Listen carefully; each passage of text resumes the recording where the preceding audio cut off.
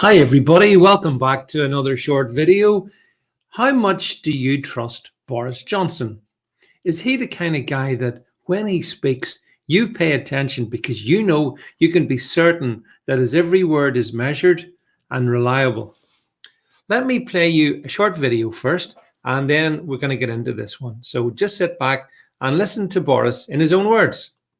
Kind of thing that it may be up to individual publicans. It may be up to individual landlords. What I don't think we will have in this country is, as it were, vaccination passports to allow you to go to, say, the pub or something like that. I think that would be going it a bit.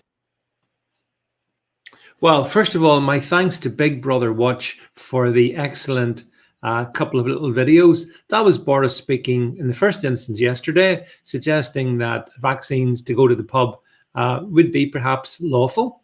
And then back on the 22nd of February, saying that it would be most unlikely. And then that generated certain headlines, such as pubs and nightclubs could ditch social distancing rules if they adopt the COVID vaccine passport regime. Apparently, ministers are considering allowing the bars and other such events to abandon tough rules, but only if they operate corona status checks. So I guess at the entrance to pubs and nightclubs and presumably restaurants as well, you'll have your COVID guard, and he will have to check you have got your vaccine passport. You have to be vaccinated. Another headline here: no jab, no point. Or no pint, actually. Well, maybe no point is more accurate.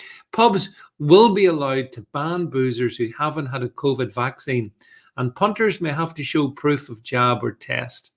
So this is all these headlines, folks. This all comes from Boris, what he said yesterday in the Commons, where it's being flagged up pretty clearly that the government intention will be to create an apartheid system in this country, whereby those people who have decided to avail of the experimental jabs can get into some of these places, and the rest of us who prefer not to do such will be excluded. Going to be interesting, that one, though, given that the BAME community is so adamantly against taking the experimental vaccines.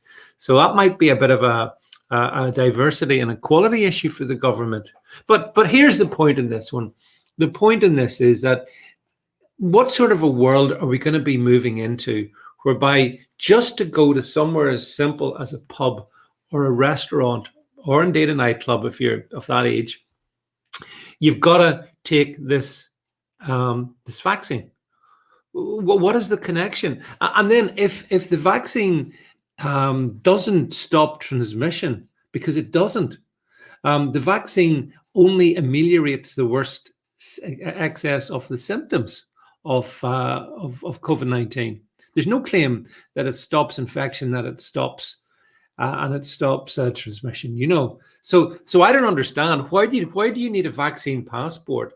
Which all that says is that you've had the vaccine. But I suppose if, let's say, you were a calculating Machiavellian government intent to get as many people as possible jabbed, if you keep dangling these little carrots at them, maybe more and more of them will flock to get their jabs. Do you think that's a possibility? And as for Johnson, I mean, frankly, how can anyone believe a word this man says? A year ago, he told us to trust him. It would just take 3 weeks to flatten the curve. Since then, he's flattened the economy. He's flattened many lives. He's flattened families. He's flattened hope. He's flattened any prospect this country has of making the best of Brexit.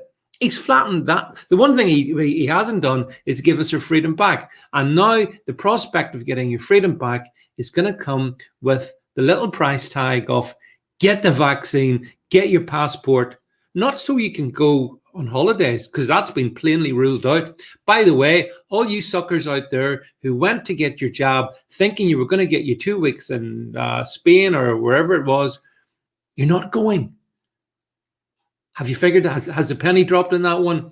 You will not be going on the summer holiday. The government's clear on that. They intend to keep the lockdown going in perpetuity because it suits a submissive people that does what the government wants deserves all it gets, in my opinion.